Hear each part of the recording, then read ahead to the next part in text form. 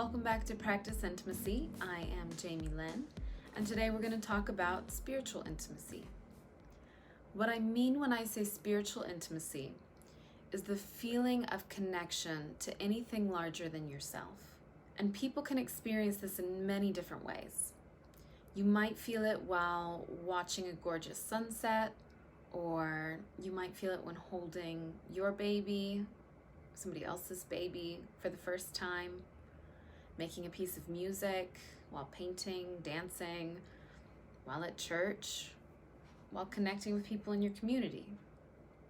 We can think of this kind of intimacy as sharing a spiritual life, however you define that, and supporting each other in a sense of purpose, meaning, and any type of devotion to a force larger than oneself. And like I said, that larger force could be anything that speaks to you, whether that's religious, artistic, social, or the natural world. And if there's a better way for you to describe this type of intimacy, rather than saying the word spiritual, there might be a better word that fits you, then use that. Language is imperfect, and the connotations that one person might have with the word spiritual is going to be different than another person's. But what I'm really trying to get at is anything that you might experience that allows you to connect with the deepest part of yourself.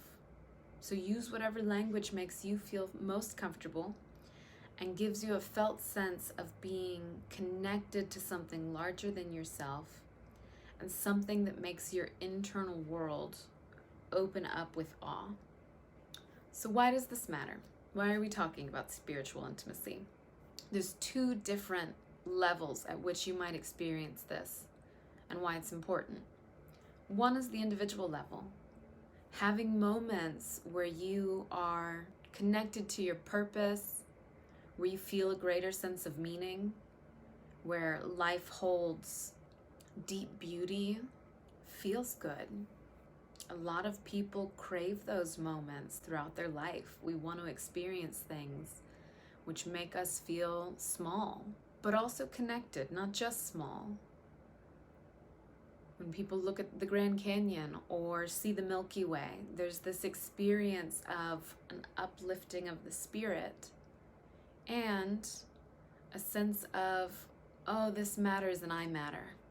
And then the other level at which we can experience spiritual intimacy is in a larger group.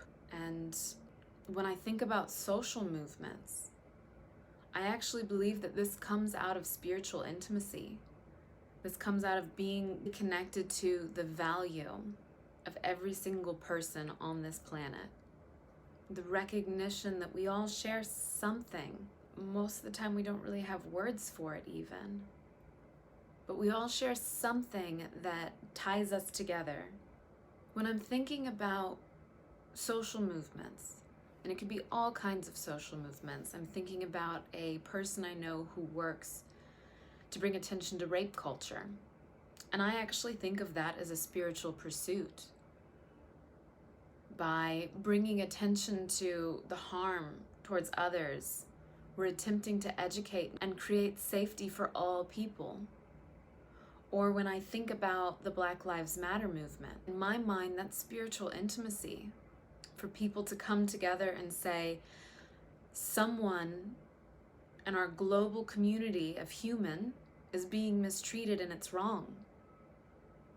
We need to help each other move out of spaces where anyone can be harmed and into spaces where we're all respecting each other, caring for each other, being kind towards one another. If we were to recognize the connections between ourselves, other humans, other animals, the planet, and really take the time to feel that inside of ourselves each day, that it helps people to live a more full and satisfying life.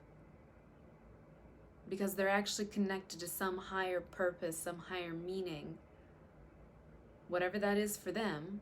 And they're using their life in order to inspire, create, connect. This particular intimacy is a little bit more elusive than some of the other ones. It's not quite as concrete as intellectual or physical intimacy, and that makes it harder for people to recognize, okay, so where in my life do I experience spiritual intimacy, and how do I bring more of that feeling into my life? And I actually believe this is personal for every single one of us. What makes you feel connected to your spirit is going to be different than what makes another person feel connected to their spirit. And so today, I just want to invite you to start thinking about it.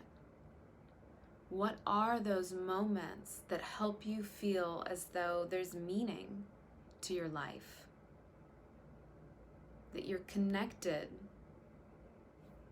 both deeply inside yourself and connected to the greater world around you? What helps you feel open and alive? So let me again just give you some examples of things that could bring you into a feeling of spiritual connection. And there's so many, I'm going to miss some, but I want to just list a few so you can start thinking about, okay, what is it for me? Social movements, taking care of other people, volunteering, religious practices, prayer, meditation, singing, dancing, cooking, working with animals, growing plants, being out in nature, looking up at the sky. All of these different things can help you connect to your sense of meaning and purpose. And once you're connected to that, you're able to live your life in a different way, from an individualized, sometimes self-centered space, and more into a space of giving to the world. In the end, what I'm really talking about is just experiencing more. Finding those things which make you feel interested in being alive. Pursuing whatever brings up your curiosity, your excitement, your joy, and also your strong feelings, because sometimes it won't feel good. Sometimes when people dance, they're dancing because they're in pain. Sometimes when they paint, they're painting because they're in pain. Sometimes whenever they connect and stand up and speak out, they're doing so because of pain. And that's okay. That's as important as all of the other really pleasurable experiences. All of them are about living more fully. And so as you think about your own particular spirit intimacy, tell me what you're coming up with. Leave a comment below. Share what you find that works for you. Ask questions. And we'll continue this conversation about how you can use spiritual practices in order to dive more deeply into why live? How can I live a good life that makes me happy? How can I live a good life that leaves me feeling whole and satisfied? I'm happy to be on this journey with you. You are in control of how much intimacy you feel. And with exploration, you can find new ways to bring even more into your life.